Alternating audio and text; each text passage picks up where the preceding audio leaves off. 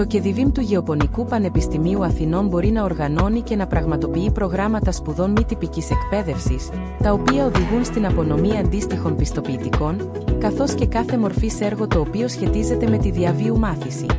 Μπορείτε να αναζητήσετε τα νέα προγράμματα στο σύνδεσμο που εμφανίζεται στην οθόνη σας. Στην ιστοσελίδα μας έχετε τις εξής δυνατότητες. Πρώτον, να κάνετε αίτηση υποβολής προγράμματος ως επιστημονικός υπεύθυνος. Δεύτερον, να κάνετε αίτηση συμμετοχή σε πρόγραμμα ως ωφελούμενος. Τρίτον, να κάνετε είσοδο στη πλατφόρμα τηλεκπαίδευσης. Τέταρτον, να κάνετε αίτηση εγγραφής στο Μητρό Εκπαιδευτών.